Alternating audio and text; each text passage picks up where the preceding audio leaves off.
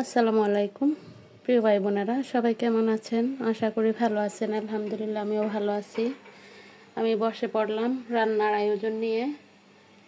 এখানে নিয়েছি আমি গরুর মাংস, আর এখানে নিয়েছি মিষ্টি কুমড়া ভাজি করব।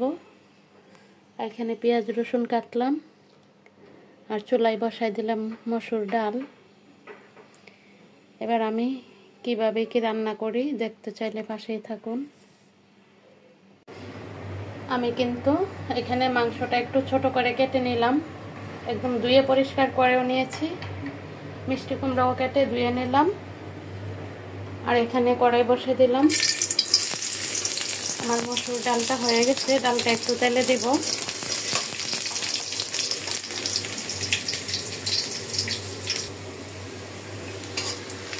আমার ডাল তেলে দেওয়া হয়ে গেছে। আমি এখানে মিষ্টি কুমড়া ভাজিটা বসাই দিচ্ছি।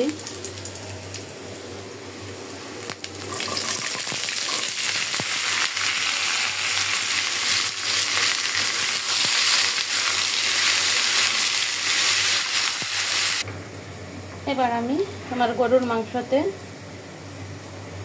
আদা রসুন বাটা, জিরার গুঁড়া, হলুদ মরিচের গুঁড়া, পেঁয়াজ কুচি, কাঁচামরিচ, লবণ সবই দিয়ে দিলাম।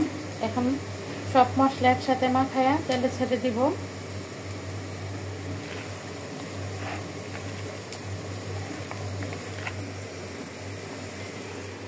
আমার পেঁয়াজটা বাদামি কালার হয়ে গেছে। আমি এখন মাংসটা দিয়ে দিচ্ছি।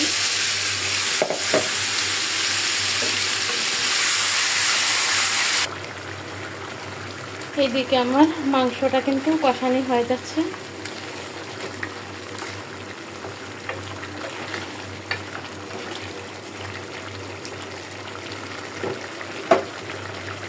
আর এখানে আমি নিয়েছি অল্প করে পেঁপে আর 2টা আলু। এটা আমি গরুর মাংসতে দিব, তাই কেটে রেডি করে রাখলাম। মাংস তরকারিটা কিন্তু হয়ে গেছে, আমি এখন নামিয়ে ফেলবো।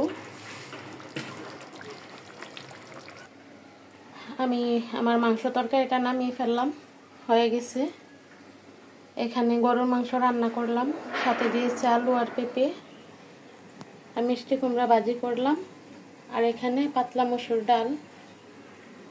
ভিডিওটা আর বড় করব না, আজকের মতো শেষ করে দিলাম। সবাই ভালো থাকবেন। আসসালামু আলাইকুম।